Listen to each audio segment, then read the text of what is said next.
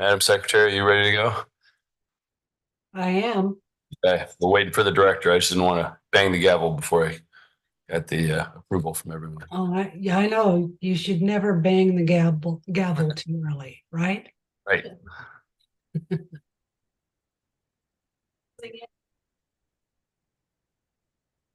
Decision.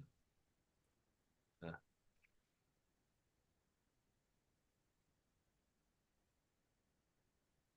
All right. Good morning. Welcome to the State Land Board meeting on February 13th, 2024. It's almost precisely 10 o'clock. Governor is not available today, so I'll be chairing the meeting, and Secretary Griffin-Valade is with us remotely. As usual, we have a robust agenda, and we'll start with our consent agenda today, having just one item, a request for approval of the minutes of the December 12th Land Board meeting. I had a chance to review them. They look good to me. Madam Secretary? Looked good to me. Okay. Uh, I will move then as chair, approval of the minutes for the December 12th Land Board meeting. Is there a second? I second. Secretary Griffin-Valade seconds. And is there any objection? Seeing none, the motion is approved, and so are the minutes. Move on to our action items, starting with item number 2, request for approval for permanent rules. Madam Director. All right, thank you, Mr. Chair and Secretary Griffin-Valade. Good to see you this morning, and our staff assistants.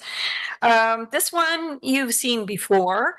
The issue is whether the State Land Board should approve restrictions on the use of vehicles, the discharge of firearms, and the authority to temporarily prohibit from the Sandy River Delta individuals who violate these restrictions or those who commit criminal acts within the Sandy River Delta.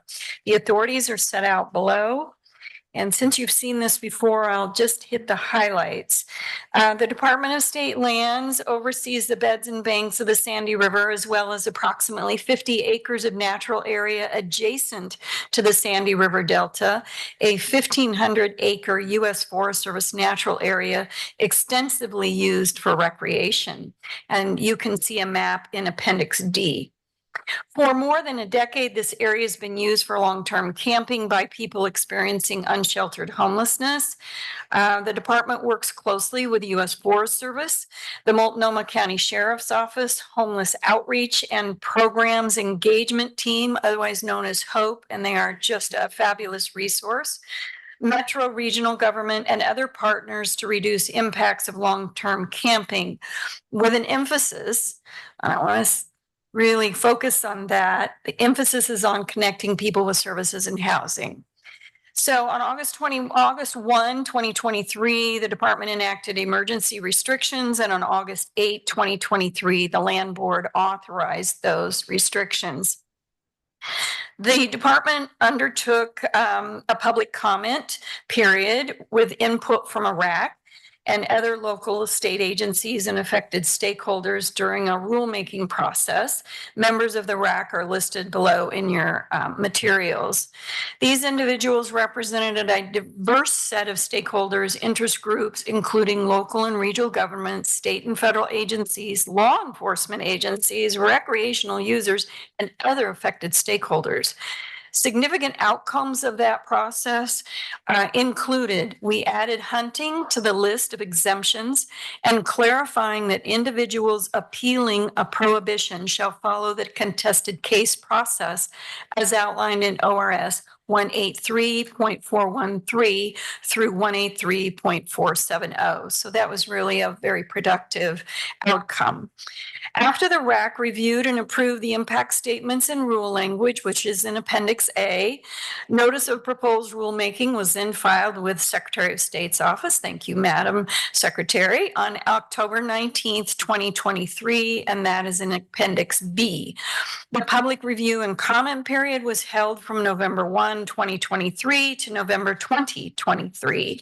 The department issued a news release to Oregon media as required, emailed a public notice to inform interested parties and stakeholders. We notified the appropriate legislators and posted the information to our website. In total, the department received 9 comments.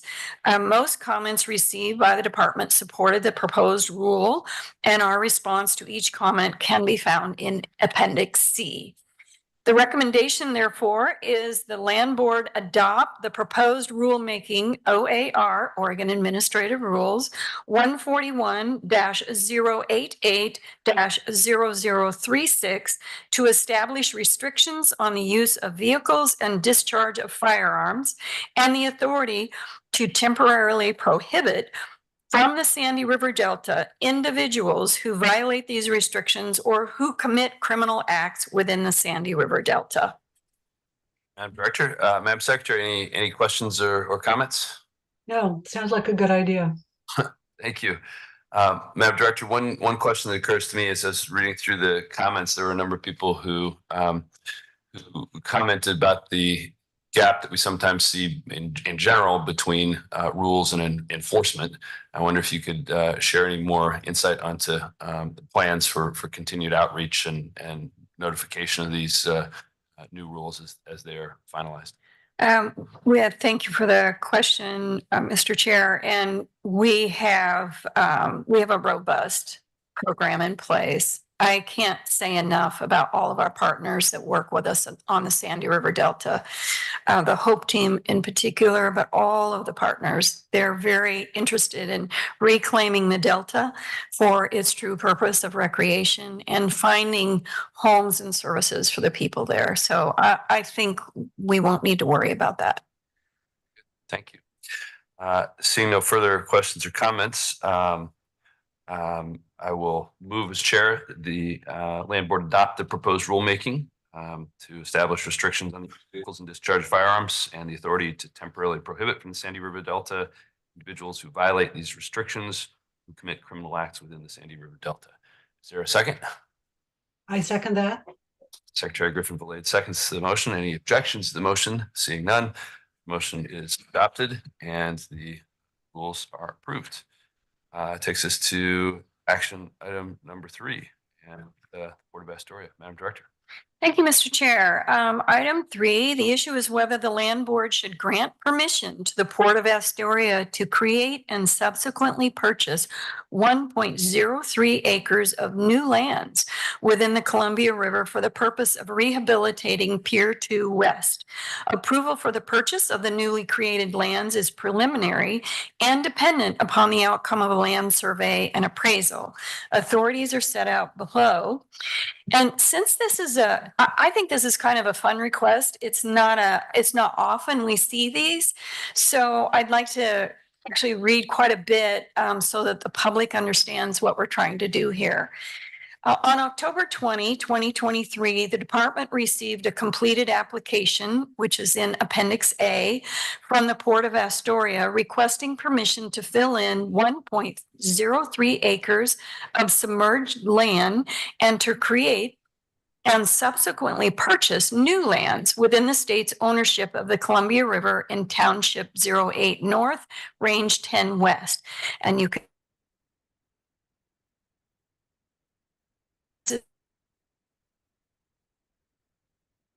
rehabilitation project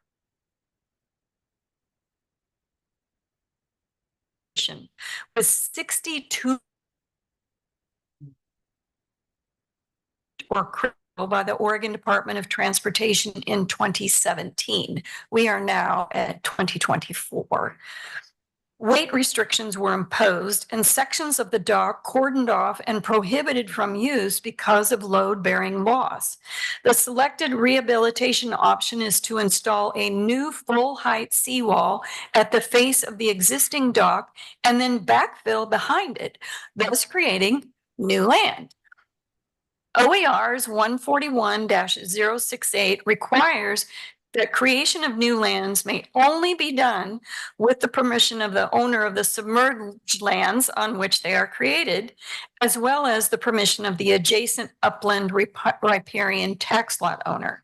At this location, the port is the upland riparian tax lot owner, and of course, the department is the owner of the submerged land. To begin their project, the port is requesting permission from the State Land Board to create new lands and preliminary approval of the sale of those new lands to the port. Per ORS 274.932, a public body that creates new lands has the right to purchase them within 1 year of their creation. The final cannot be calculated until the new lands are created and surveyed. Land surveys and appraisals will be at the cost of the applicant. Following approval from the State Land Board for the creation of the new land, if you do that today, the department will issue a short-term access agreement for the construction period of the project. These authorizations are available for limited duration uses of state-owned land that have limited impact on the property. Prior to any fill activity, the port will need to apply for and receive a removal fill permit from the department. The process will identify potential project impacts on the property, surrounding properties, and health of the watershed. Early consultation with the department staff has identified mitigation sites the port may consider in meeting state and federal requirements. Following construction and land surveying, a second request will come before you for final approval of the sale of the new lands.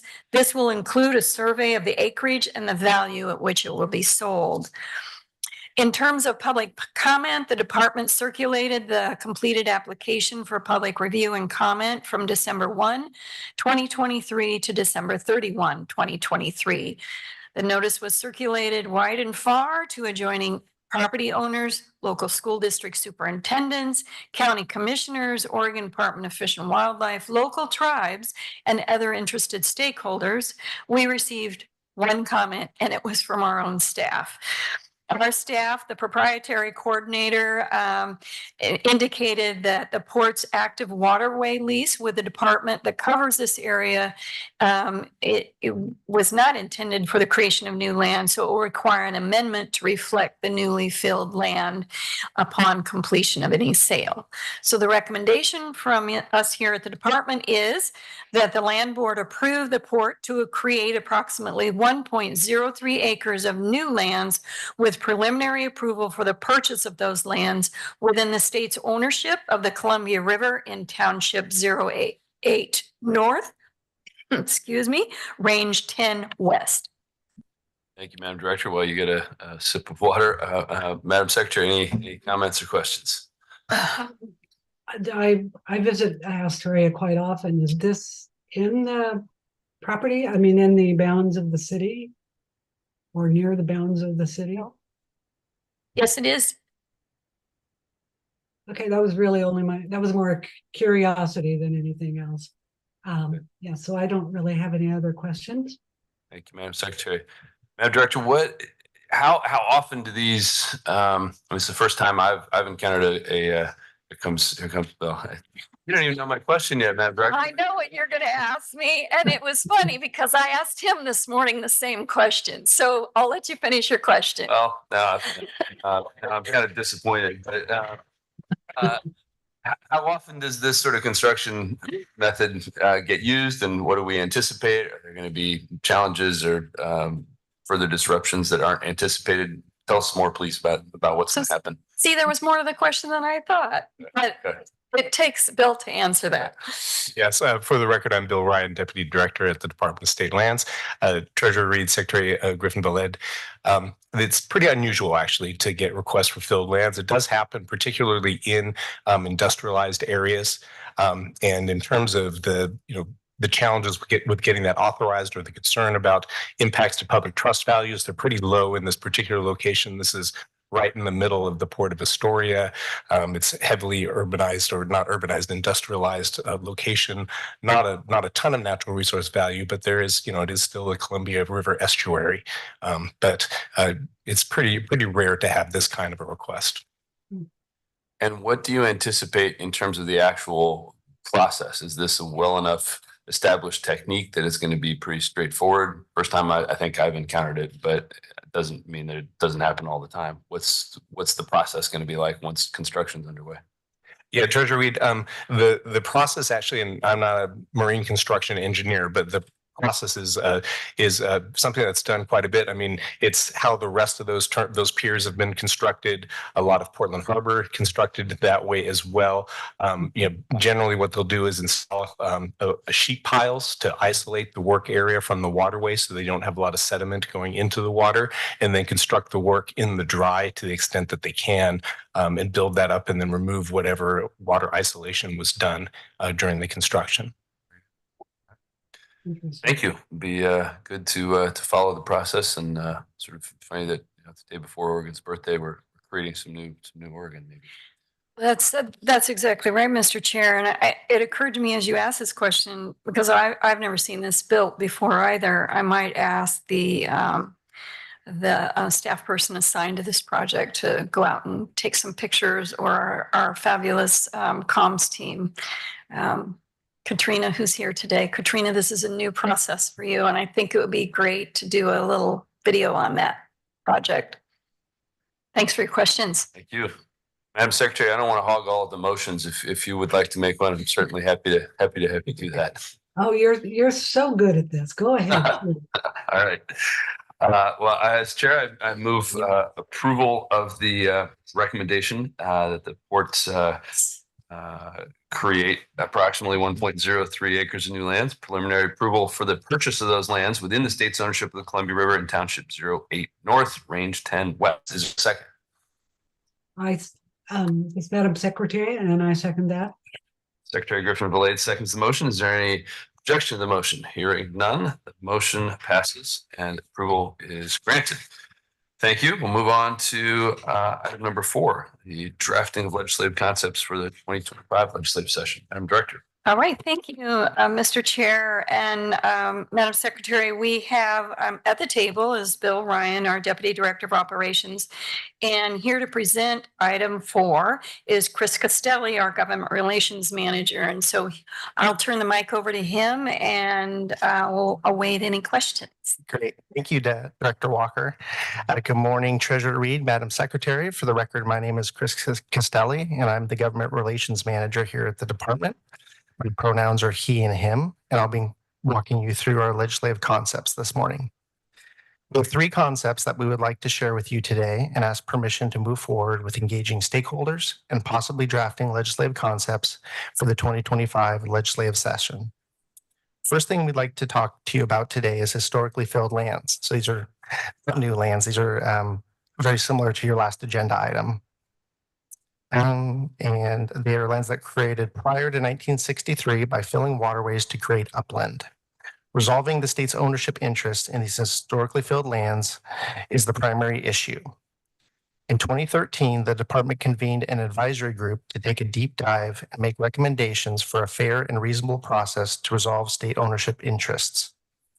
In 2015, Senate Bill 912 codified some of the advisory group recommendations, set up a process for identifying and establishing ownership interests in historically filled lands, and introduced a critical deadline of December 31st, 2025 that affects the state's ability to claim ownership of historically filled lands. That deadline looming, the department would like to engage stakeholders to see if legislation in 2025 is warranted to make any adjustments to the deadlines, exceptions, or other process pieces enacted by Senate Bill 912.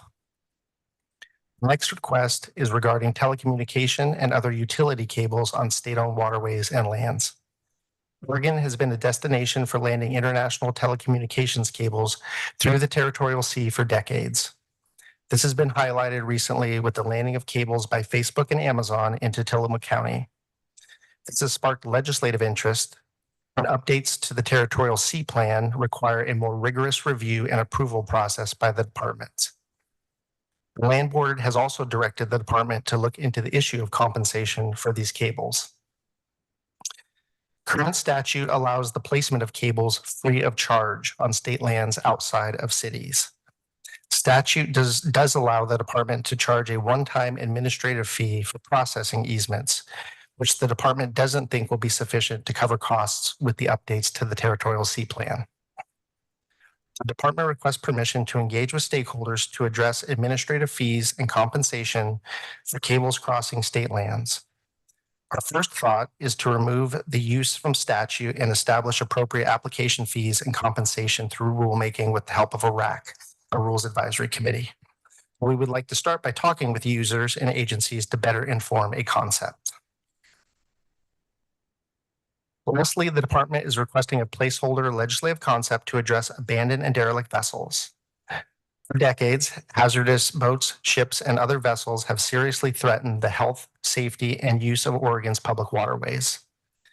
In 2023, the State Land Board and the Oregon Legislature took action to address the state's ADV problem. The Land Board in April of 2023 directed the department to convene an ADV work group to guide development of a comprehensive program framework and recommended legislative solutions. In the 2023 legislative session, House Bill 2914 established the Oregon Abandoned and Derelict Vessel Program at the department to address ADVs and created the Oregon Abandoned and Derelict Vessel Fund at the Oregon Treasury. House Bill 5029 provided $18.8 million from the Monsanto settlement for the new ADV fund. In July of 2023, the department began a robust community engagement process that has included interviewing around 40 stakeholders to hear their thoughts, concerns, and perspectives on ADVs around the state, convening the ADV work group, and outreach to stakeholder groups, including the Oregon Public Ports Association, the United States Coast Guard, and the Waterfront Organizations of Oregon. Extensive media coverage, including by OPB's Think Out Loud program in October of 2023, has also helped highlight the ADV issue and raise awareness of the need for immediate action and enduring solutions. The department is currently seeking feedback on the draft ADV program framework. Input can be shared through March 8th of 2024. The department submitted an update on our progress to the legislature just last week on February 7th and will present the comprehensive statewide ADV program framework to the Land Board at its April 24 meeting. With that said, the department requests approval to draft a placeholder legislative concept as needed to support the implementation of the final statewide ADV program framework. Current challenges that the department may seek to address with the legislative concept include eliminating certain property handling and disposition requirements, such as predisposal notice and storage periods for vessels determined to be waterway waste based on criteria related to condition and circumstance. We may also seek to clarify the responsibilities and liabilities of parties connected with abandoned and derelict vessels, or implement insurance or bonding requirements for vessels operating in Oregon. And finally, securing sources of long-term stable funding for the program is a known need that may be addressed with a legislative concept. Thank you for your time today. And with that, Secretary, comments?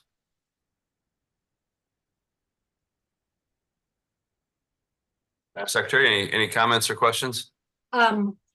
Yeah, just for my own clarification, how many vessels are we talking about? that is a very good question and something that we're still working on getting a handle on. There's dozens, at least, of very large vessels I know we need to address, but the total numbers on state-owned waterways is still something we are working your hands over. It's hundreds. And we are coming up with as part of the program framework, ways to get reporting into the agency and build a more comprehensive inventory of that, of the problem. 100 sounds like a lot.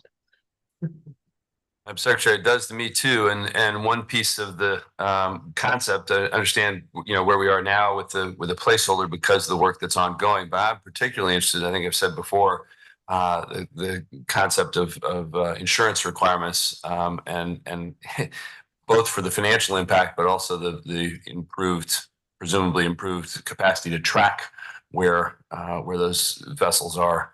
So I appreciate that comment.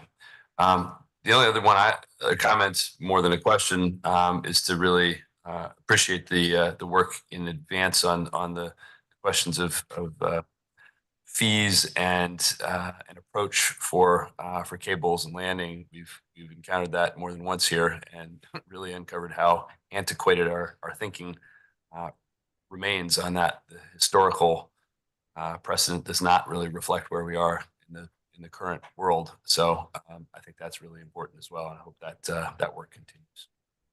Appreciate that. Any other comments or questions, Madam Secretary? Or we're ready No, to- thank you. Okay. Very The interesting. one other important point to make here is that we received a letter from someone who wanted to associate their comments as a piece of testimony in this action item. The content of that was not really related to any of these requests, so it doesn't fit. We don't take public comment on things that are not in the action items, but it is worth noting that we will distribute that comment to land board members and be certainly available for everyone's consumption. And of course, all three members of the land board are public officials. So anyone who wants to connect with us and communicate with us is free to do so, all the regular places. And we're always happy to hear that sort of comment from the public as well. So just wanted to make that clear as well.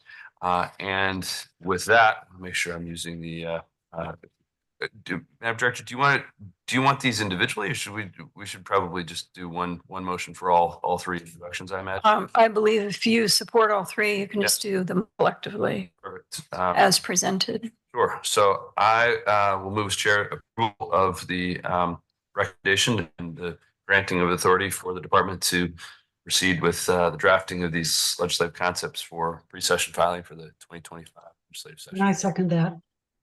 Secretary Griffin Blade seconds the motion. Is there any objection to the motion? Here, none. Motion is approved. And you have. I think that completes our action items, so we can move forward to information items and hear about the Common School Fund audit.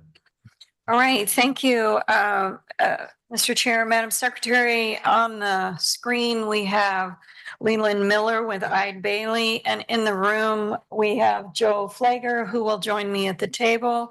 Joe is our Department Finance and Budget Manager. They'll take us through the audit, and I'll turn it over to Mr. Miller at this time. Compliment Mr. Miller on his courage in the map that he has behind him in front of the Oregon State.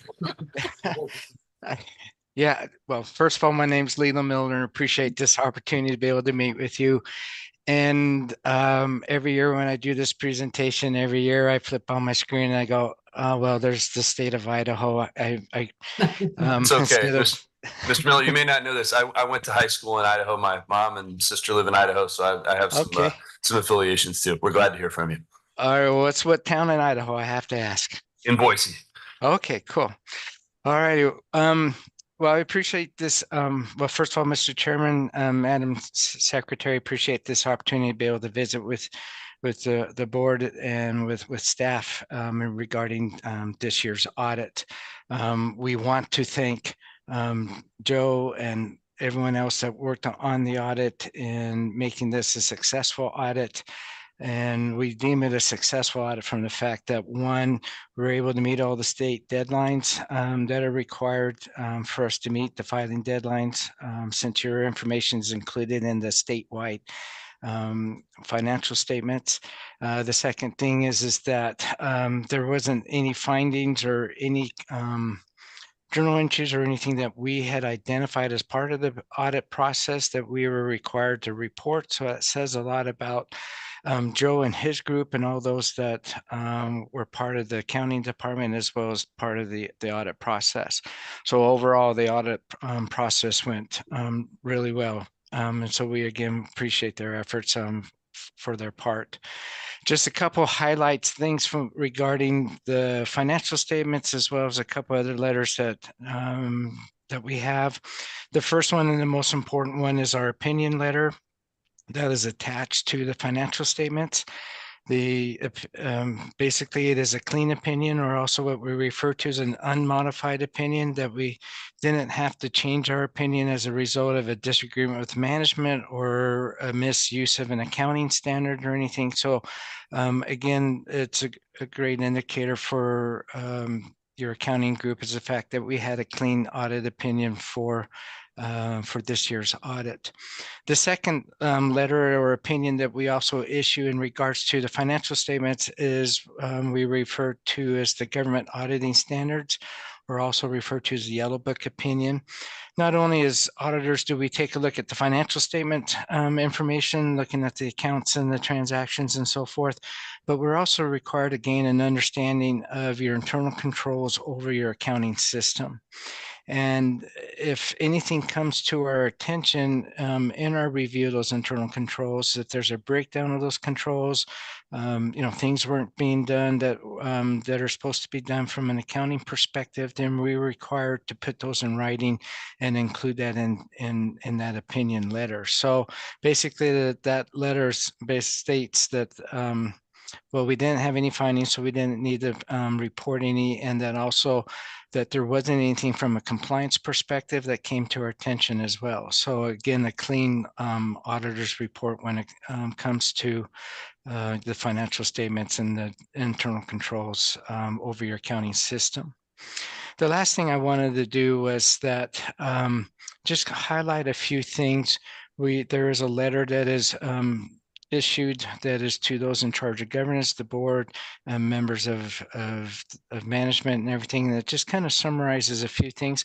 I am not going to go through over everything, but just a couple items to point out. One, a lot of people believe that accounting is black and white, and there's, everything 1 + 1 = 2, and it's pretty straightforward, but actually there are some estimates. And with the estimates that are included, there are some significant ones. One of the ones is the fact that you have some unclaimed, you have the unclaimed property deposit liability. And so it's an estimated calculation that is put together. We reviewed the estimate, looked at the key factors and everything, and looked at the assumptions and came to a conclusion that it was, materially correct. Again, as an estimate, it's not going to be exact, but it gives you a pretty good idea what that overall liability will be. And then the second one is the fact that you have some, on your various investments, you have some hard to value, private equity type of investments. And so you're relying on your investment managers and making some estimates of what those valuations. We, again, looked at the processes, making sure management understands what is going on and how they rely on the fund managers. And we had no issues when it came to those type of estimates as well. Excuse me. We didn't have any significant difficulties encountered during the audit. As I mentioned, we didn't have any journal entries as a result. Excuse me. You know what?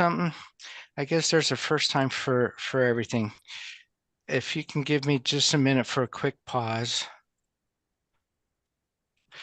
I have misled you. We did have a journal entry that we identified as part of our audit process. And two, we did have there was, as a result of that journal entry that we had identified, there was a breakdown of internal controls. And what that had to do was the fact of there was an error in the calculation of the deposit liabilities. And so it was just something that had been put together and that we had just identified as our process, brought it back to management's attention. They took a look at it, went through the recalculation, and came to the conclusion that yes, there was an error of approximately 39 million, and that entry needed to be booked.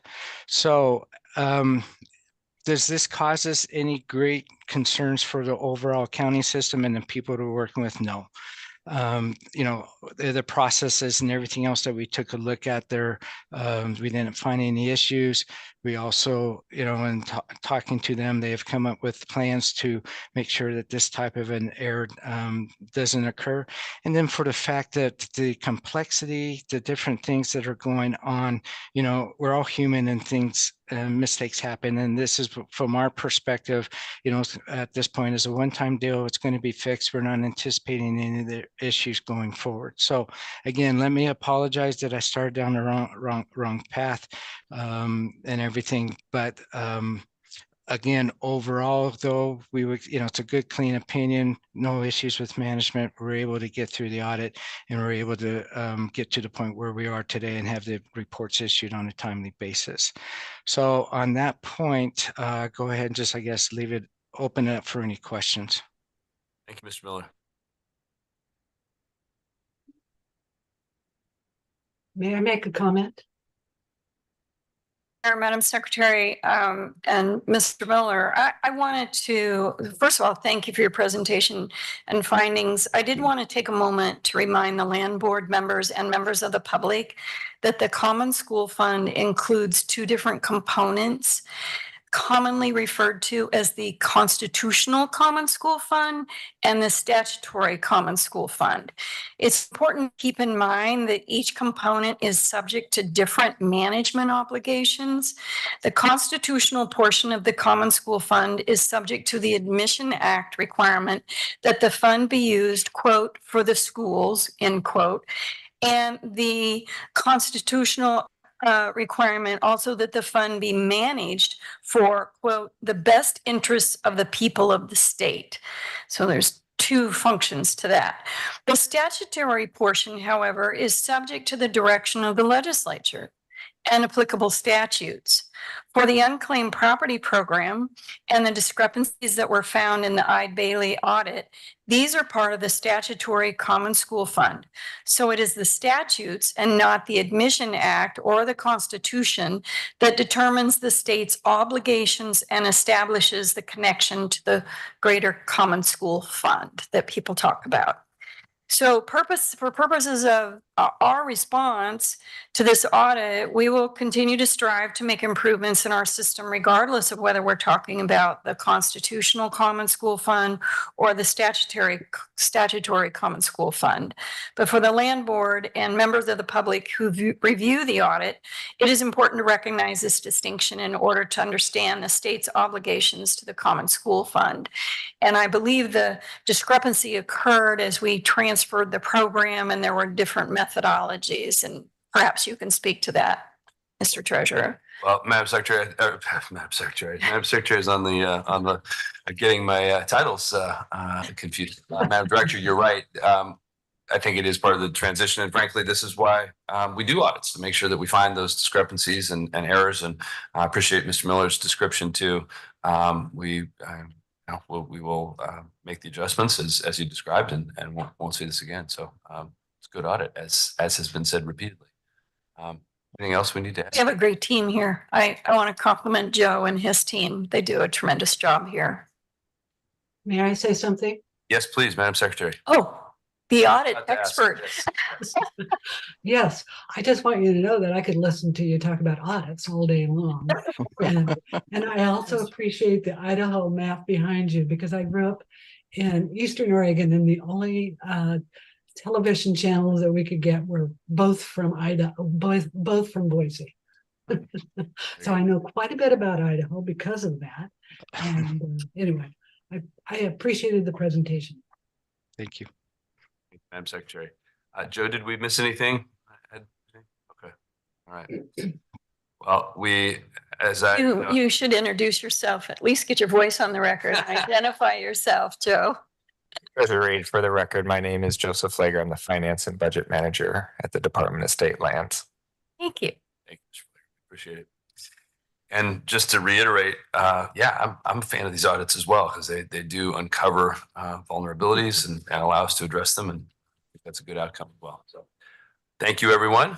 Unless there's anything else on that, I can move on to the school forest land. All right. Thank you, Mr. Miller. Thank We'll you. see you next year. Thank you. All right. Oh, this is way cool.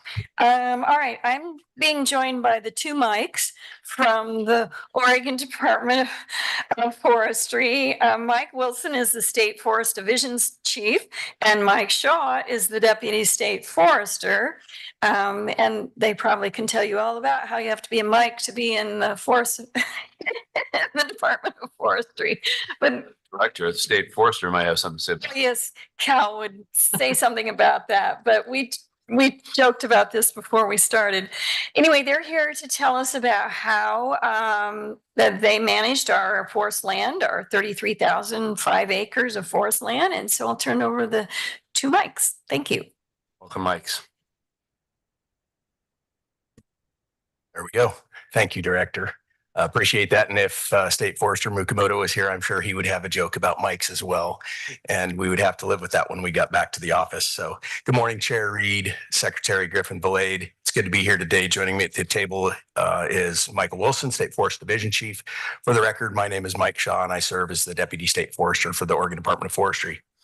We're here today to brief you on the fiscal year 2023 outcomes of managing that portion of common school forest lands, which we manage under a management agreement with the Division of State Lands. We appreciate our partnership with DSL at all levels of our respective organizations, from our relationship with Director Walker all the way through to DSL and ODF's field and technical staff. Now I will turn it over to Mr. Wilson to brief you on the specific financial outcomes of 2023. Thank you, Mike. Good morning, Chair Reed, Secretary Griffin Belade. For the record, my name is Michael Wilson, and I serve as the State Forest Division Chief for ODF. The department manages approximately 33,000 acres of common school forest lands in 18 counties throughout the Coast Range, Willamette Valley, Southwest Oregon, and in Klamath County in Eastern Oregon. We efficiently manage these lands to create and maintain healthy forest ecosystems that are productive and meet the common school forest land mandate to provide Oregonians the greatest benefit, consistent with resource conservation and sound management strategies. These are working forests that provide benefits for fish and wildlife, timber revenue for the Common School Fund, and management activities include the design, sale, and auction administration of timber sales and the subsequent reforestation, road construction and maintenance, which includes providing fish passage, managing access, easements, and property line surveys, surveys for threatened and endangered species, and a robust public engagement and outreach process through our multi-level forest management planning process. The financial outcomes are intrinsically linked to the timber economy, which can fluctuate significantly. During fiscal 2023, we continue to see strong log markets with an average stumpage of $485 per thousand board feet on newly sold timber sales. Timber harvested during the fiscal year 2023 was lower than recent years at $371 per thousand board feet. And this is simply due to our 3-year contract durations, where timber sold at a price, over 3 years is going to be harvested at different points in time. If we look at the actual financial outcomes from 2023, the volume harvested totaled 6.6 million board feet. The total value of the timber removed was 2.4 million.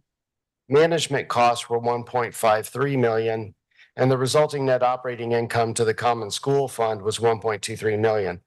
This is an overall decrease of 35.2% in net operating income from 2022, but slightly above the 5-year average of 1.17 million. As we look towards the future, timber sales sold in fiscal year 2023 will result in an approximate harvest volume from common school forest lands of 7.73 million board feet, with an average stumpage price of, again, $485 per thousand board feet. So the approximate value of $3.75 million coming off of the common school forest land portion of those sales prior to management costs. For 2024, which is the current year we're selling sales in, we have 3 timber sales. They include a mixture of common school forest land and Board of Forestry lands. The anticipated common school forest land timber volume portion is approximately 2.16 million board feet. Common school forest land share of project costs are approximately $135,000. So the net value there is $768,000, excluding ODF's management costs. So that will be less than we saw this last year. And that's just a factor of managing 33,000 acres. There's only so much there, and fluctuates fairly significantly from year to year. So our fiscal year 24 revenue projection is approximately $3.9 million to the Common School Fund, projecting expenditures of about 1.4 million, with a resulting NOI of about 2.5 million. And so that does include all the, again, 3-year contract duration, what we expect to come in on those timber sales over that time. And with that, that's the end of my report. Happy to take any questions. Madam Secretary, any questions or comments? No, thank you. You. Mr. Wilson, I guess my question is, I heard you talk about the sort of fluctuation, and another word for that I would use is volatility. How much should we anticipate that volatility continuing? How much is there anything going on here that is a departure from the normal fluctuation and volatility that we should be accustomed to? I think there is, Chair Reed. Thank you. The current situation that we have is a fairly tight log market.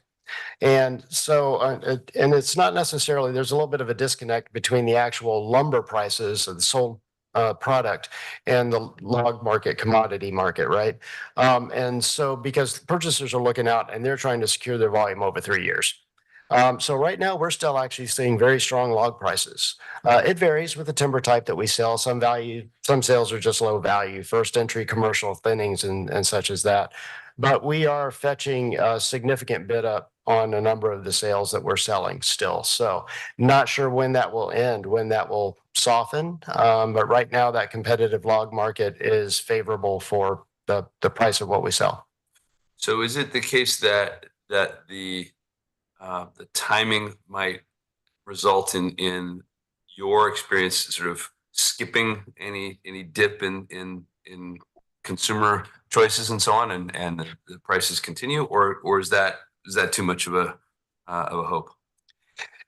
That's really hard to say. A lot of speculation. Hypothetical. Is it possible that the timber prices just continue on and whatever else happens in the rest of the market and they're not connected, or is it just a lag and you can be confident that the timber prices are going to follow what's going on in the rest of the economy? Oh, I think it will definitely end up being a lag effect. It's just a question of how long that lag takes. And the specific timing of it's very difficult. And of course, like we saw in the Great Recession, things can change on a dime. So that's a good segue to my last question, which is what should we be keeping in mind given what you just described to us? Are there trends that we should be paying attention to, choices we should be anticipating? That's really complicated. And this is where we get into the difference between the economic side of things and the rest of forest management and all of the other things that we have to take care of. I think one thing that's fairly prudent for us to do is not to rely too much on one type of product that's coming out of our portfolio at any given times. And the easiest way to look at it, I think, is stand age. There's certainly still a lot of value in older timber. And so we want to make sure that we continue to have that as part of our portfolio as well. Now those logs fetch significantly more. If it's when I say older, I'm talking about 80, 90 years old, and not necessarily the lower end of the age class that might get harvested, say 50 to 60 on public lands that we manage. So I think it's just important to try and keep that balance there as we go forward. Other than that, it's very hard to really play the market very well that way, just because of that lag. We're a fan of that too, not timing markets. I have a question. I'm sorry. Yes, please, Madam Secretary, please. Yes. So I grew up in timber country in Eastern Oregon, and it was always fluctuating in terms of how well families did and who relied on the timber industry. And is that still a factor in some segments of the state? As in, you have communities that are very poor and relying on the timber industry, but part of the year they're down because they can't go out and cut logs. And anyway, I'm just wondering if that is still a factor, or you may not know. Yes, Madam Secretary, it definitely is still a factor. It's a factor at two different levels. There's the larger level and following the markets and just how things perform there, and our mills able to stay open and so forth. So there's those longer term effects, but there's still seasonal fluctuations, significant seasonal fluctuations in employment. And, of course, with some of these extreme weather events that we have, that also creates an interruption there that's sort of an additionality that we didn't always deal with quite as much in the past as we do now. And not just for when the operations are shut down, but damage to our infrastructure out in the woods. The road washes out and so forth, and we have to delay auction of a sale or shut down an operation while we attend to that. Or deal with the fire season, I would think, especially in Eastern Oregon. Absolutely. Thank you. Madam Secretary. Madam Director, any other comments, additional? Well, I want to thank the gentleman for their report today and the realities of the market. Appreciate hearing about that. I also want to take a moment to thank ODF and their incident management team.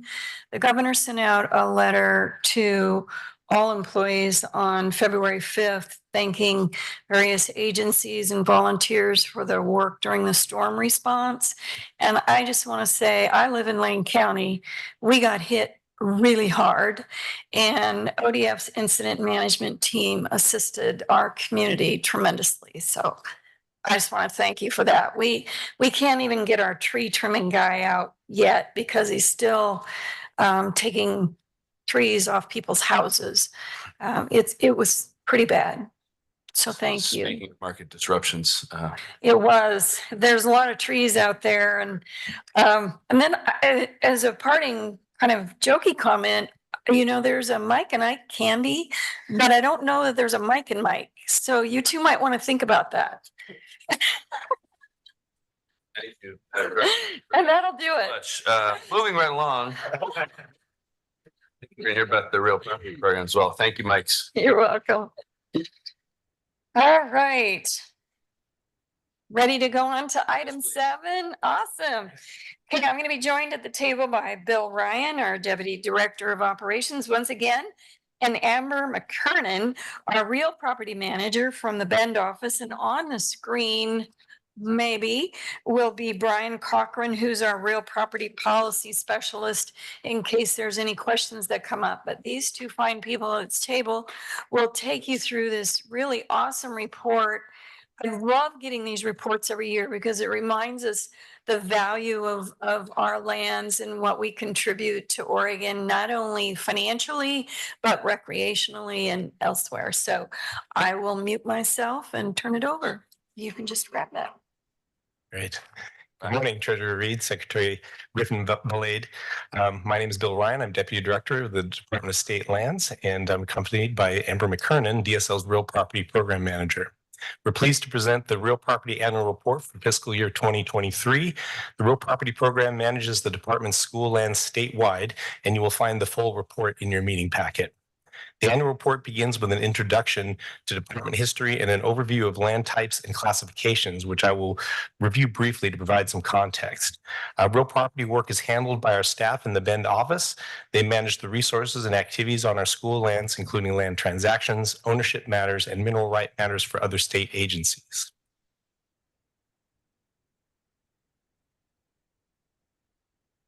I'm trying to use the remote here. There we go. Was that you? Was that you, Ted? Okay, we'll rely on Ted to do that. All right.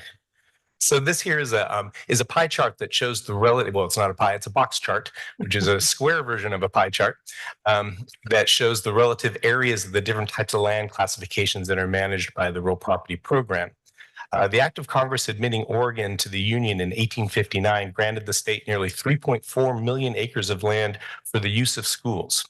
These school lands are also referred to as constitutional lands and have supported public education since statehood. Today, the Department of State Lands, through the Land Board, manages about 1.5 million acres. This includes nearly 774,000 surface acres classified as rangelands, forest lands, industrial, commercial, residential lands, which we shorten as ICR lands, special stewardship lands, and agricultural lands. The department also manages 768,000 acres of subsurface mineral and geothermal rights on what we call mineral and energy lands. Slide, please. So this here shows a map of where those different classifications of lands are, and that map is available in Appendix A of the report. As you can see, school lands occur throughout the state. Forest lands tend to be on the west side of the state, and that's the green lands there. And rangelands are on the east side of the state, with industrial, commercial, residential lands mostly in central Oregon. Many of the rangelands are in large continuous blocks, and these are the results of years of department work to consolidate rangelands for effective management. Many of these blocks are surface-only lands and do not have mineral rights, which takes me to the next slide, which shows the distribution of the surface and mineral ownership as well as mineral ownership only. So I got page down there. So mineral subsurface rights were commonly reserved on those lands that were exchanged for consolidation, as I just mentioned. The map here shows all the remaining mineral rights. The blue color is where the department has both surface and subsurface ownership, and the gray is where we have subsurface ownership only. The checkerboard area in the southeast part of the state shows much of the lands that were involved with land exchanges with the BLM to create the larger rangeland blocks. These subsurface rights also include geothermal energy, which is a potential source of energy and revenue that we are looking at. And now I'm going to hand off to Amber to provide highlights from the report. Thanks, Bill. Treasurer Reed, Secretary Griffin Blade. For the record, my name is Amber McKernan. I don't think you guys can hear me very well. Is the microphone on? I think maybe adjusting it I think so. did help. Okay, great. For the record, my name is Amber McKernan, and I'm the manager of the Real Property Program here at the department. Next slide, please, Ted. Good, thank you. Let's see. The next few slides, I'm going to go over highlights of work that was completed by the Real Property Program in fiscal year 2023. The photos on the slide you're looking at now on the left show triticale wheat on one of our agriculture leases and a portion of our Burns Butte communication site. It's important to note that school lands serve local economies in the state through their productive uses, including grazing leases on rangelands, agricultural leases, mining leases, timber sales, and other authorizations. Land use authorizations are a core part of the staff workload in the Real Property Program, and authorizations range from simple firewood permits to tracking grazing and agricultural lease activities, to initiating new leases for communication site uses such as cell phone towers. The Real Property Program had 247 authorized uses in fiscal year 2023, which contributed nearly 1.5 million to school land revenue. Forage and agricultural leases were the main sources of authorization revenue, and those leases made up 23% of the Real Property total revenue. Next slide, please. Other uses of school lands include hard mineral leases, communication site leases, and various special use leases. There's also a number of smaller special use licenses for gravel removal, small products, and firewood permits. Underneath special use leases, here I'm going to highlight the authorizations for solar developments that we have in place. The Real Property Program has 3 solar lease sites currently in demonstration phases in Crook, Lake, and Harney counties, which will become significant income producing projects when fully developed. The Obsidian Solar Center project near Christmas Valley in Lake County will be part of the largest approved solar project in the Pacific Northwest, with about 4,100 acres cleared for development. It's projected to produce approximately 400 megawatts of utility scale solar in total, with approximately 110 megawatts generated on about 1,000 acres of the department's school lands. Project construction will begin in 2025 with the commercial operating date projected for September of 2026. Outside of Powell Butte near Bend, DSL has a 245-acre solar site in process of being permitted as part of the Empire Solar Project. The Empire Solar Project is estimated to produce approximately 103 megawatts and add an optional 103 megawatt battery energy storage system. Our newest solar authorization is on the western edge of Harney County near Wagentire. The department has issued a special use license as the project undergoes permitting and study processes. If this project reaches completion, the solar site may be developed into a lease that could be more than 10,000 acres. Next slide, please. So moving into forest lands, the photo on the left here is a property north of Burns. And the photo on the right is our newly minted log brand designed by our forester, Ryan Singleton. The Real Property Program has exciting plans for revenue producing forestry projects in Eastern Oregon over the next several years. Many of the forest lands on the east side of the state have been unmanaged for decades, which has resulted in overstocked stands that are vulnerable to disease and drought impacts. All upcoming forestry projects are focused on fuels reduction and wildfire resistance and resilience. In 2023, DSL sold its first timber sale, which will generate over $650,000 from forest lands in Hood River County. The program expects revenue from DSL managed forest lands to continue to increase in future years. Another main accomplishment of fiscal year 23 has been our work with the Oregon Department of Forestry in their Klamath district to transfer management of 4,907 acres of forest lands back to DSL management. There are 1,920 acres left in the Klamath district to transfer to DSL management.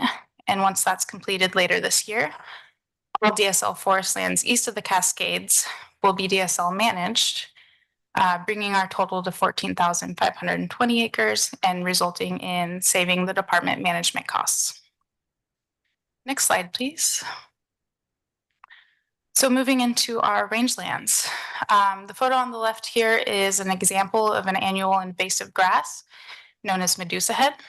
And the photo on the right is a piece of healthy rangelands north of Burns, which is showing a lovely mix of shrubs and bunch grasses. Rangelands make up about 80% of the surface acres managed by the program, and the main use on rangelands is livestock grazing. Livestock grazing through forage leases makes up over half of land use authorizations in the Real Property Program, and forage lease revenue is up 34% from the previous fiscal year due to our market adjustable lease rates. Several rangeland projects were completed through partnerships in fiscal year 23 to benefit wildlife habitat and overall rangeland health. These partnerships brought funding and contractors to our school lands, completing 7,700 acres of annual invasive grass treatment, which involved aerial spraying of herbicides. Managing annual invasive grasses is ongoing work that's extremely important for reducing wildfire risk on school lands and maintaining the integrity of the rangeland health. Partnership work in fiscal year 23 also involved over 1,000 acres of juniper removal. And juniper removal benefits sage-grouse habitat and increases water availability on the landscape. These partnership projects bring jobs to rural lands and result in improved habitat and wildfire resiliency. The Real Property Program has 2 rangeland managers that are responsible for all grazing lease administration and management decisions across over 640,000 acres of school lands. Next slide, please. Moving into our ICR lands, this slide is showing our Stevens Road tract in Bend. And the map on the slide is from the concept plan showing the different zoning and development densities proposed for bringing the property into Bend's urban growth boundary. The Stevens Road tract has 261 acres undergoing land use planning processes. In fiscal year 23, there was a large amount of planning work done by the city of Bend to move quickly to bring this land into their urban growth boundary. The planning work contributed to updating the city's comprehensive plan to implement the requirements of House Bill 3318, which was passed in 2021. This development has alternatives identified with various proportions of parks and trails, commercial, light industrial, and mixed employment sites, and a mix of high-density apartments, duplexes, and single-family homes throughout. Once the Stevens Road tract is added into the urban growth boundary, DSL can work on selling the property to a master developer who will master plan the property. Following the master planning process, 20 acres will be deeded to the city of Bend that are dedicated to affordable housing. This includes 7 acres for households with educators. It's expected in fiscal year 24 that the Stevens Road Tract land use planning work will be complete. And upon review and approval of the Department of Land Conservation and Development, the property will be officially adopted into Ben's UGB and become available for sale. The land board will be seeing a request for final sale of the property at the next meeting in April. And with that, I'm going to pass it back to Bill to finish our presentation. Thank you, Amber. Next slide, please. Overall revenue and net operating income is up on all land classifications except forest lands in 23. As a reminder, this includes rangelands, agricultural lands, ICR lands, special stewardship lands, and mineral and energy lands. In fact, in fiscal 23, exceeded each of the previous 2 years' revenues and net operating incomes for those land classifications. As you heard earlier, forest lands managed by ODF on the department's behalf produced significant revenue which exceeds the combined revenue of the other land classifications. But forest land expenses overall were $6 million in fiscal year 23, the majority due to costs related to the Elliott State Research Forest project. Net operating income for school lands was negative, mainly due to ongoing Elliott State Forest expenses. The Elliott expenses were over $4 million. When the Elliott State Forest expenses are included, it brings the real property program net operating income to negative $2.3 million. Without the Elliott expense factored in, the real property program work accounted for a net operating income of $1.7 million. So it really emphasizes the need to find a final landing spot for the Elliott State Forest. Next slide, please. And this picture here actually is the South Redmond tract. And those are 19th Street improvements that the department basically paid for and had constructed in order to bring that property into the Redmond urban growth boundary and be available for sale as part of the large lot industrial lands process. The annual report ends with a list of upcoming projects and priorities for fiscal year 24.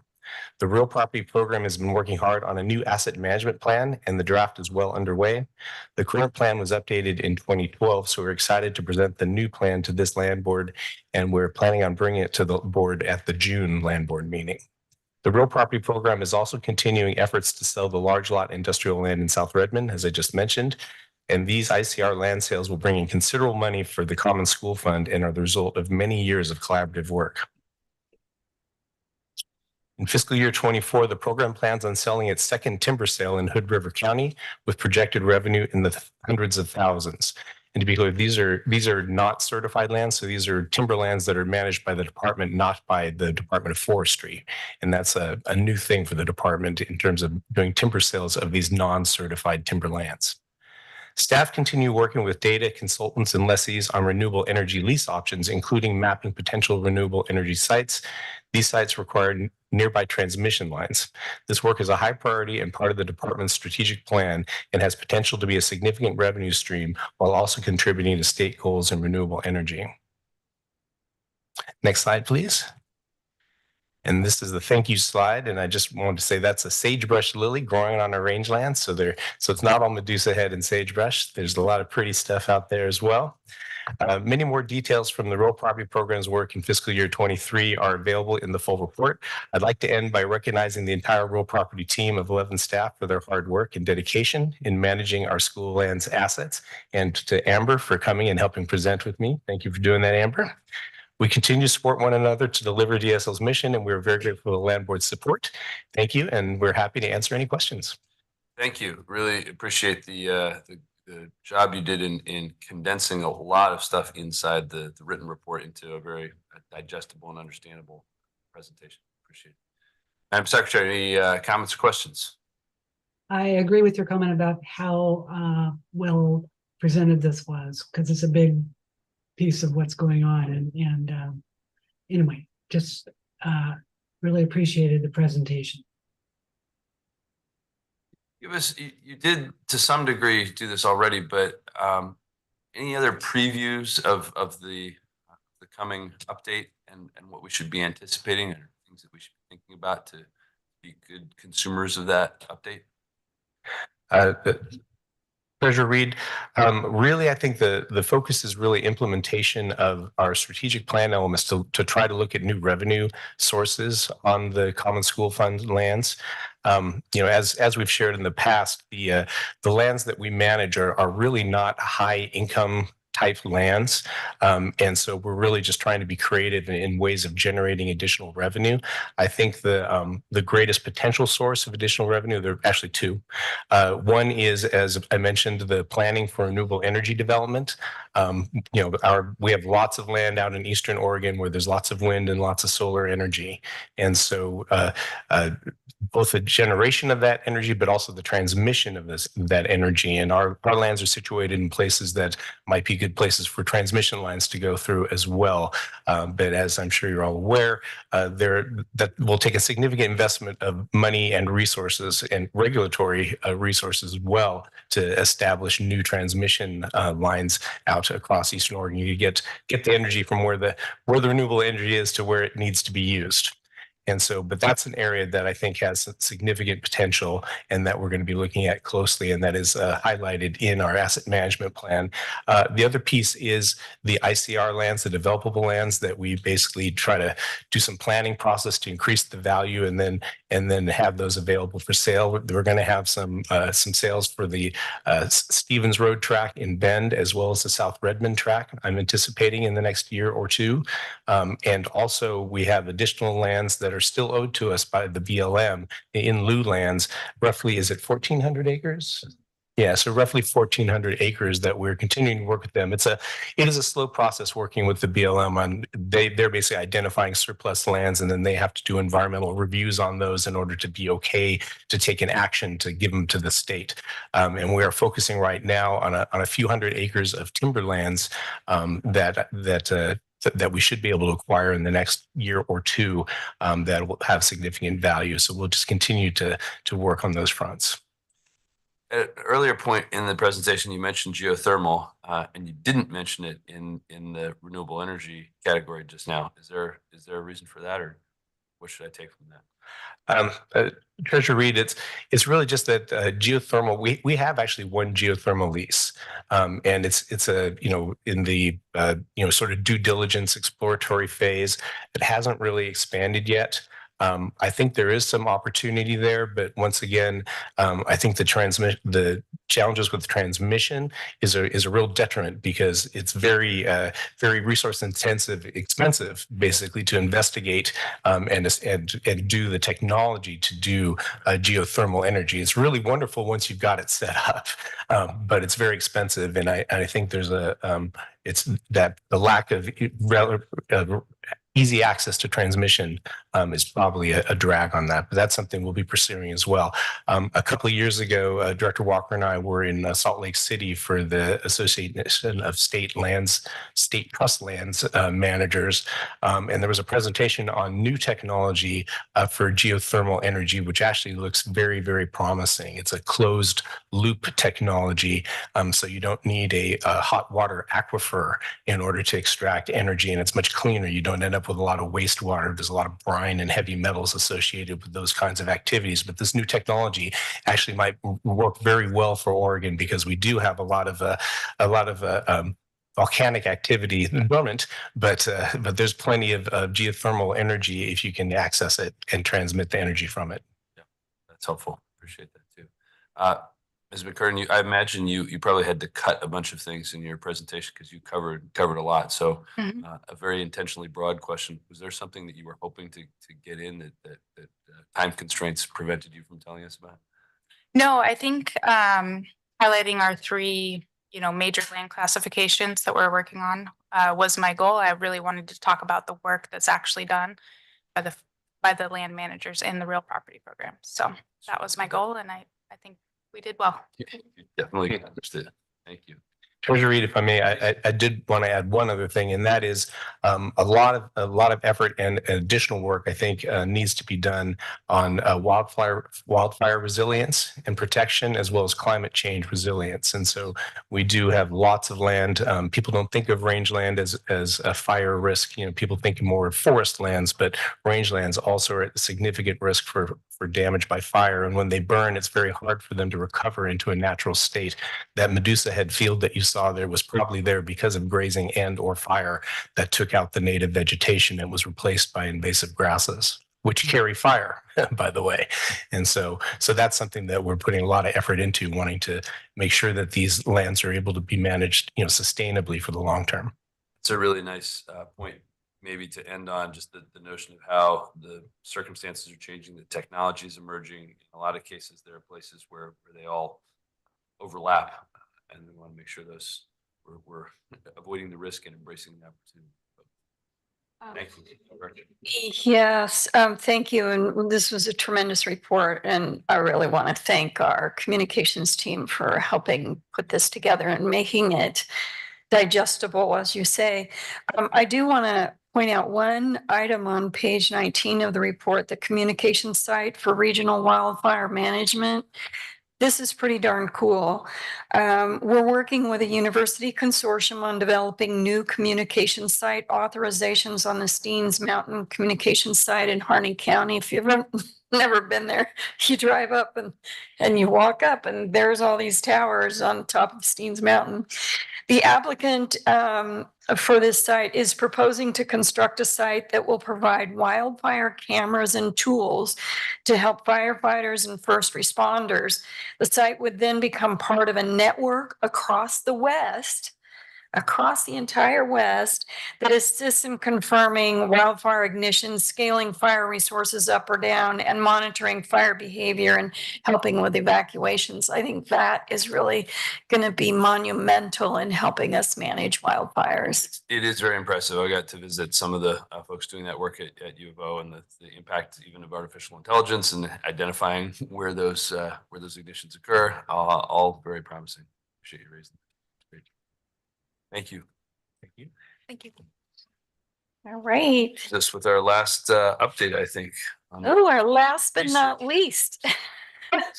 Last but not least. All right, we're on 5. Okay, item 8. And joining me for this one will be Brett Brownscombe, the Elliott State Research Forest Transition Director. Brett, if you can turn your video on, that would be great.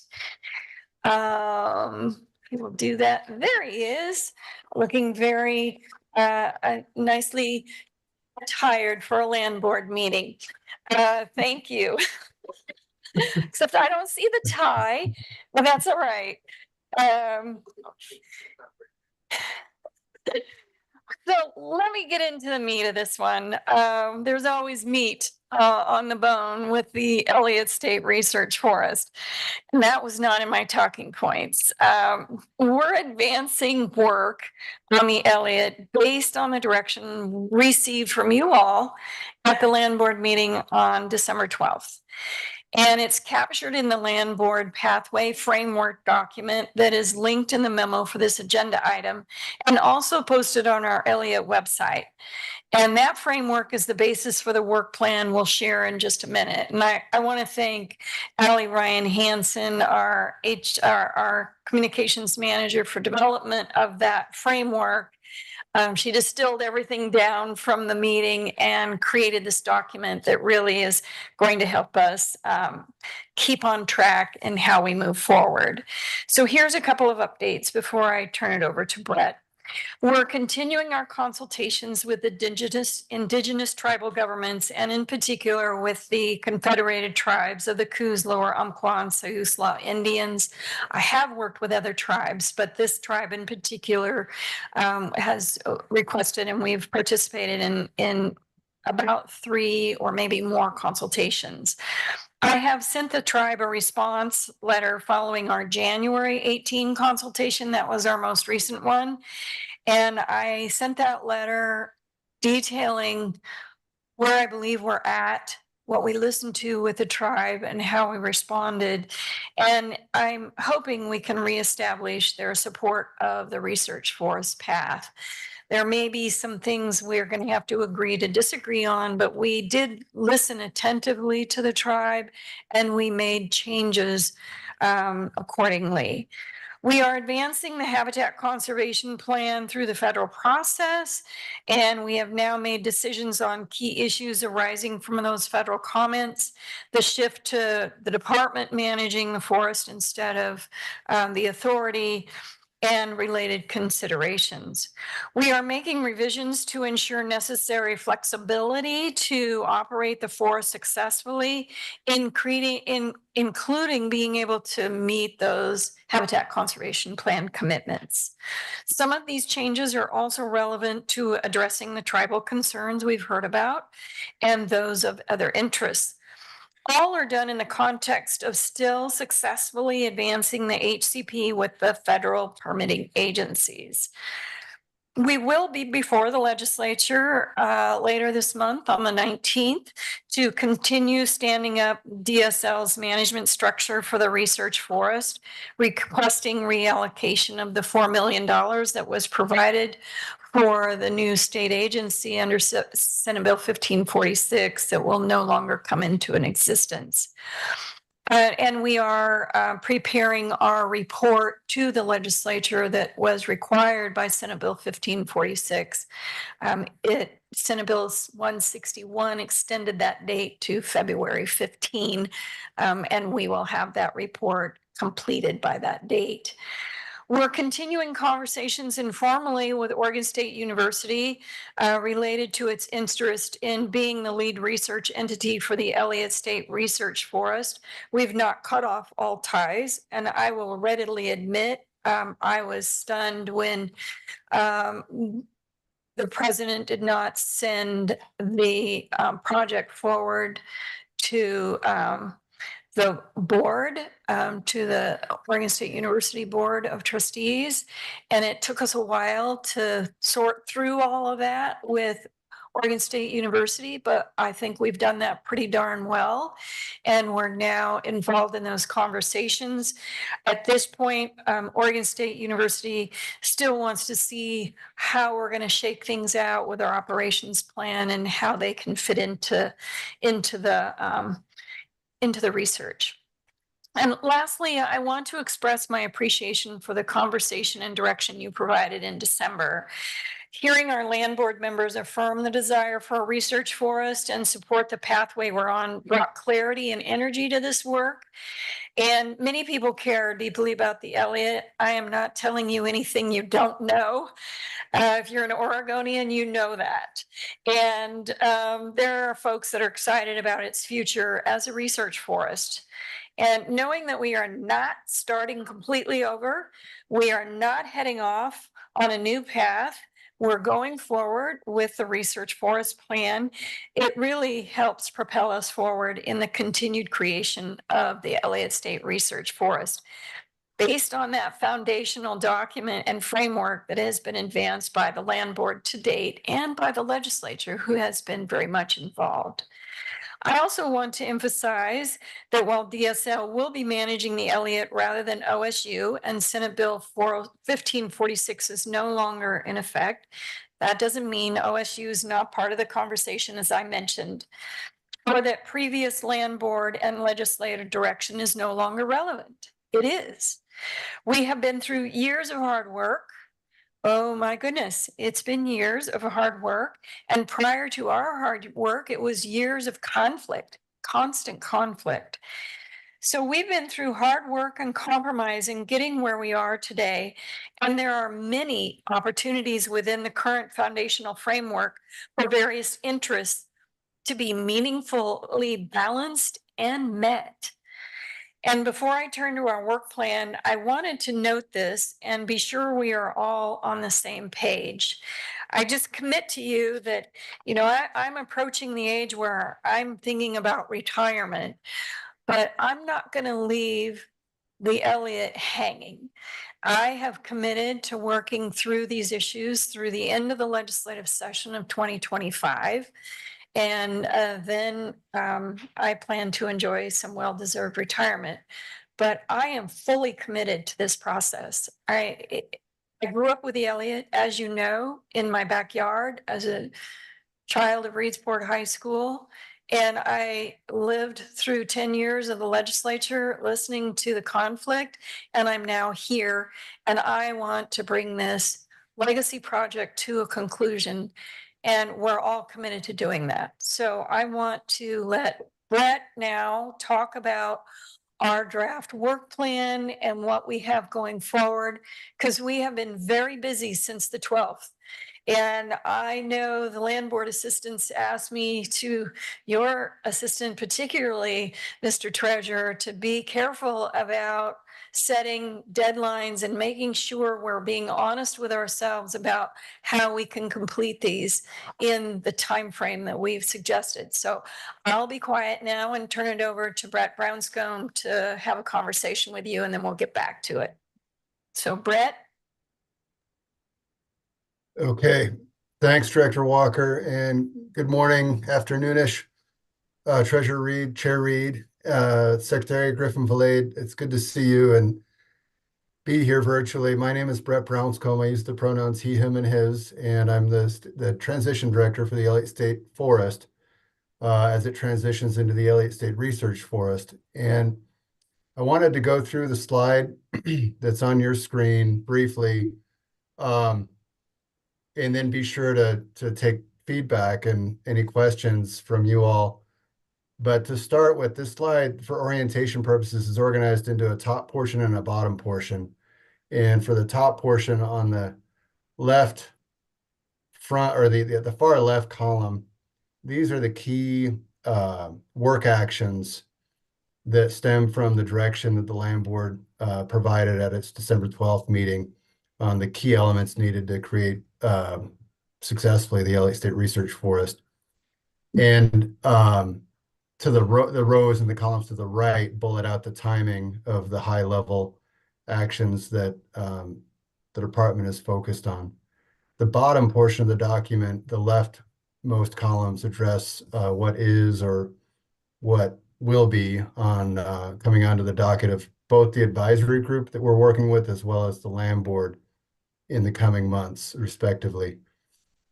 So some high points I'd like to hit related to each row. There are a few, and then I'd like to turn it over for feedback and questions. To start at a high level,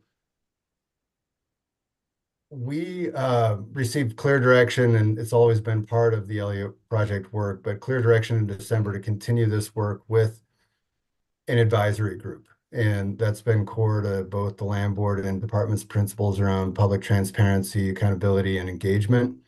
So we've been doing that. We're drawing on members of both the original Elliott State or Elliott Advisory Committee, as well as what became the prospective board under Senate Bill 1546, which we don't have anymore, but members have been continuing in their excitement over the creation of the Elliott State Research Forest. And they've been very willing to keep engaging and committed to the land board's vision and direction. Some notes on that are with respect to both Oregon State University and the Confederated Tribes of the Coos, Lower-Umpqua, and Sayusla Indians.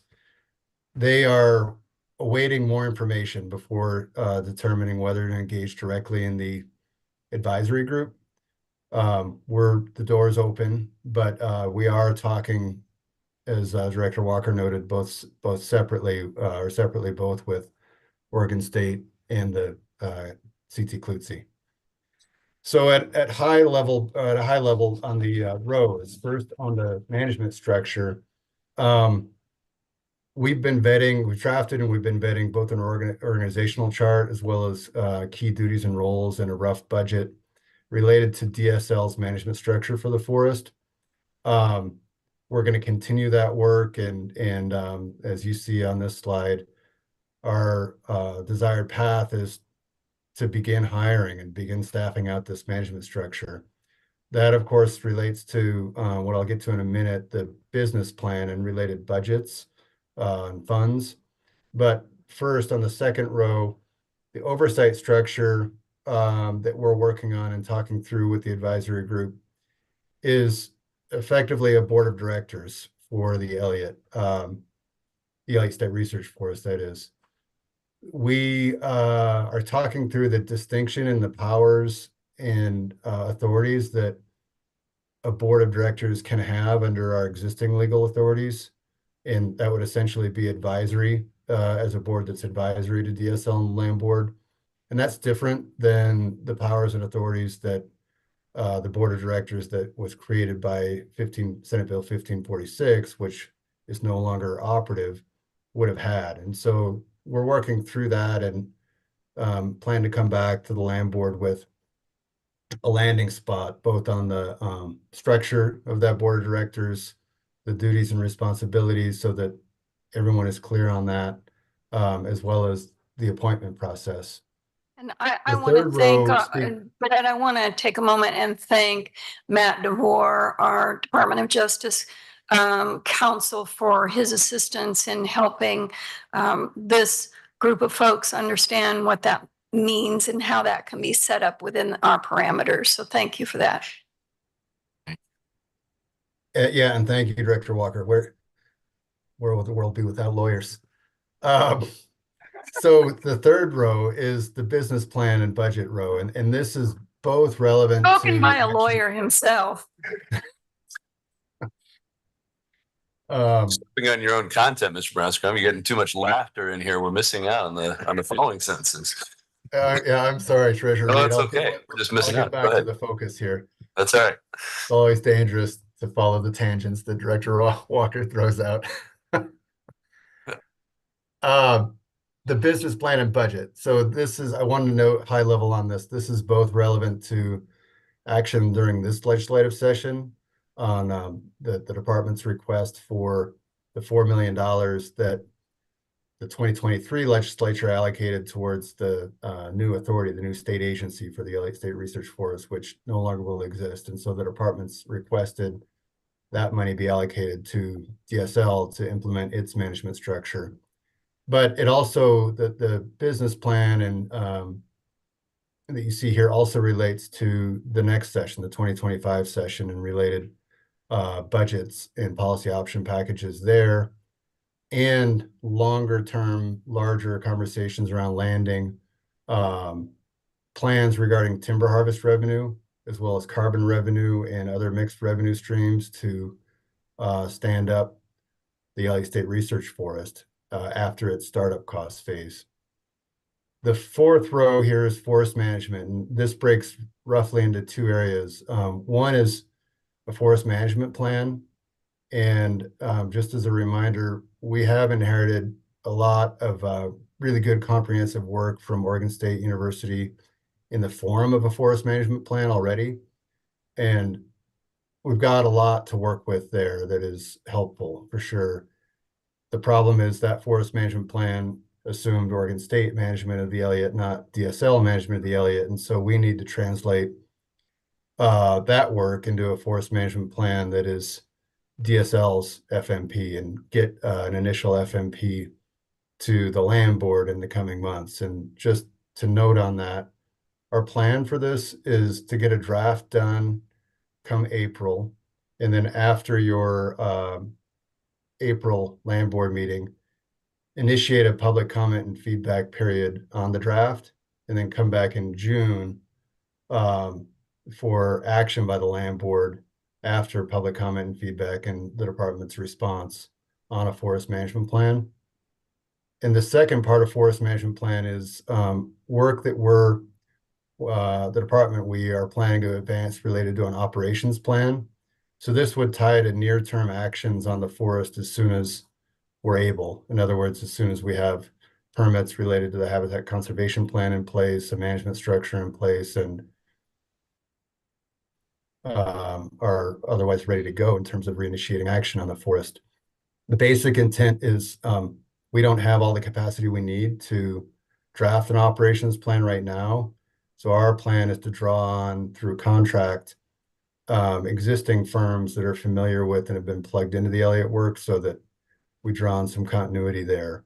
But bring that into a draft operations plan that would be publicly vetted in June or following June, and then tied off before the end of the year so that in 2025, operations on the Elliott can resume.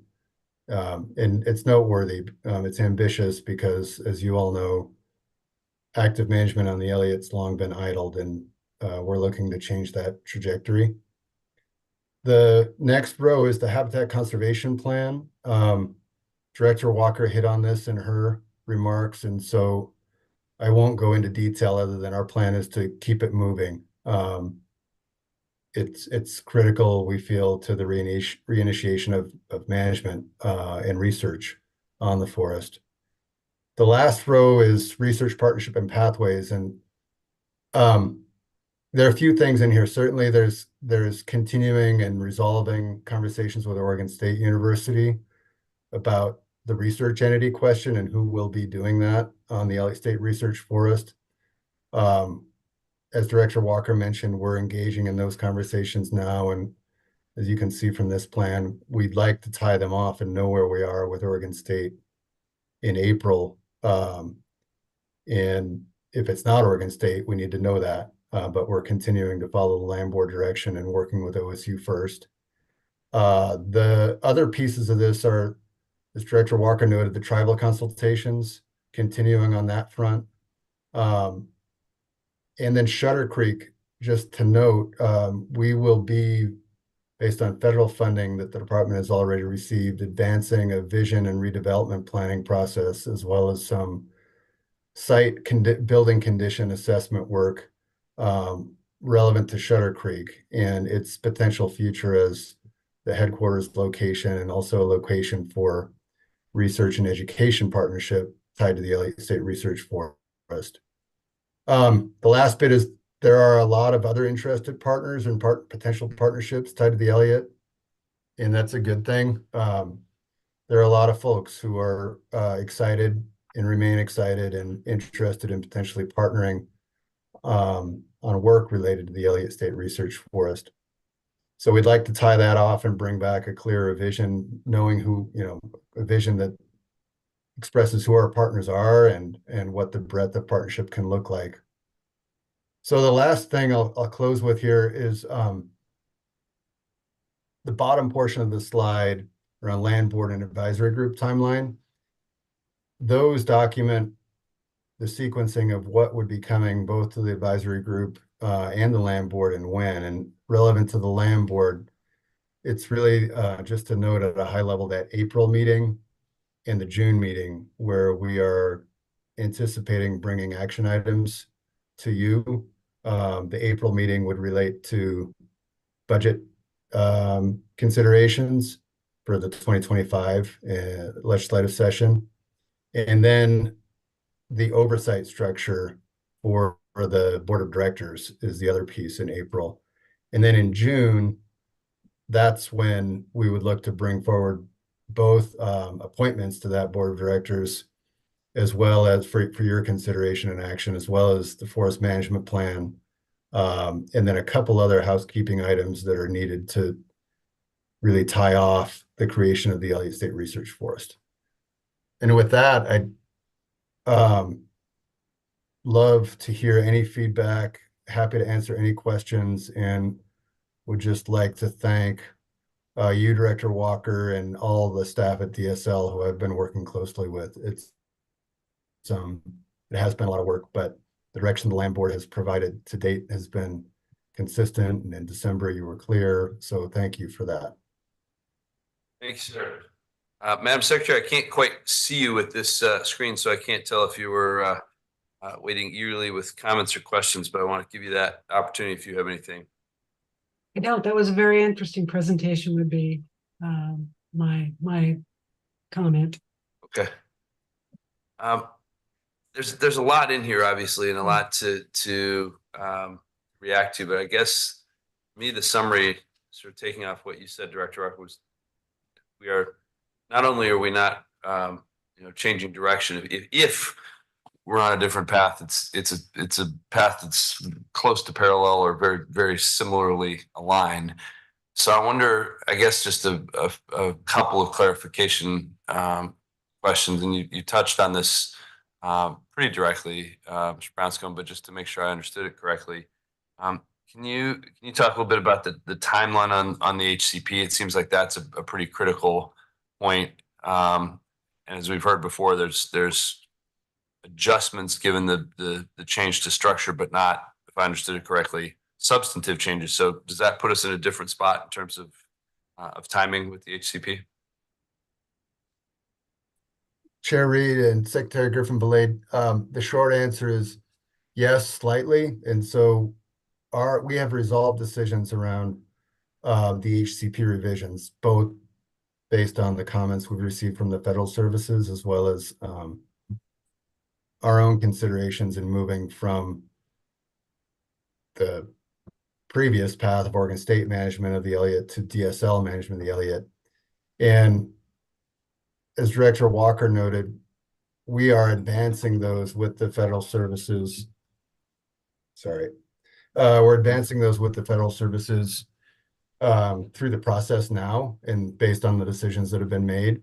So our feedback from the services is that we will still tie off both the NEPA, the National Environmental Policy Act review process on the HCP, and the actual permits under the Endangered Species Act this year in Q4. So that's where we are on timing there, which would still set us up well for moving into operations in 2025. Yeah, there's just so much here and so many things that are connected that I hesitate to try to pull on any one thread because there's a lot. But I guess for me the summary is to thank you for the work and the obvious recognition of the consistent intent that we've had in the land board and say I'm looking forward to the next meetings. The logic that's articulated here is clear, and I feel like it puts us on that good path to 2025. So I'm grateful for that. Last chance, Madam Secretary. Anything I missed on that? No, Okay. very good. You're here. Okay, Madam Director. Any last comments on the Elliott update? Well, I would just say it continues to consume a lot of our time here at the department. I mean, significant time. And I'm grateful we have a forester. It will be nice when we get a contractor on board to assist us with that operations plan. We are losing some of our members of the advisory group. I mean, it's been amazing that they've served with us for so long, and there's a couple that had to move on, and we brought in Dan Newton from Newton Forestry, who we used to do an financial analysis of the Oregon State University plan. He's helping us for a short while, but he is also trying to be retired, and he's involved in a couple of other things. So he won't be long term, but he's really an integral part to the conversation about the timber. We continue to have active work from our other members. I really appreciate the conservation community's contributions, the counties. We're really still getting a lot of encouragement, but I will tell you, there's circling going on about, you could say something like, I won't say what I'd like to say, but I will just say there's a lot of conversation outside of what we're trying to do that would like to do something different. And we don't want to do that. There is so much time invested in this process and this research forest, and I really think we can get where we need to be. And it is just going to still take a lot of time for my staff. And so I'm going to be really excited that if we get the $4 million, so we can have the staff we can employ to start getting into the forest and doing what's needed. There's nothing that's been harvested out of that forest for a decade. And it's time to get to work. It's time to protect the critters, both the flying ones and the swimming ones, the birds and the fish, and to do it all in a way that fits in with the research and the values that Oregonians look to for the Elliott. Yeah. Appreciate your commitment, persistence, and that of the whole team. Thank you. Oh, yes, Ms. Branscombe has your hand up. Thank you. I was looking away from the screen. Please.